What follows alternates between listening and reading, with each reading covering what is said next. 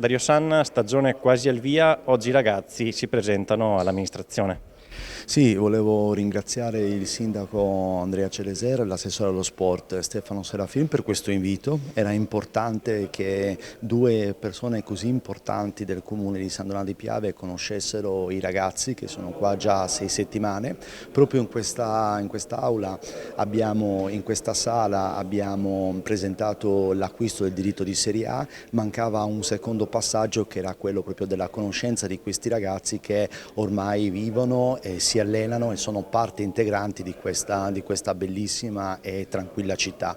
E quindi è stato un momento dove il sindaco ha raccontato un po' la storia e la storia, il presente e anche il futuro. Ci ha augurato ogni bene per questa stagione sportiva, è stato anche importante il momento in cui ha promesso a questa squadra, a questa società, ma poi a tutti gli sportivi di San Donà una ristrutturazione del Palazzetto Barbazza nella prossima estate, per cui siamo contenti di tutte queste iniziative, siamo sicuri che il Comune ci starà vicino e saranno i nostri primi tifosi.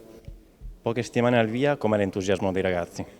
Ma c'è tanto entusiasmo perché si lavora tranquilli, c'è uno staff tecnico molto preparato, i ragazzi sono giovani ma arrivano da delle esperienze importanti, noi ci stiamo strutturando sempre al meglio per poter lavorare ancora in maniera più professionale. Abbiamo imminente l'apertura di una nuova sede che ci permetterà di sviluppare anche tanti dettagli che sono appunto importanti per fare di una stagione vincente. Ce la stiamo mettendo tutta per cercare di arrivare prontissimi alla prima di campionato che sarà a Cuneo in trasferta, per cui insomma speriamo che tutto vada bene e che questa città ci supporti con tanto affetto.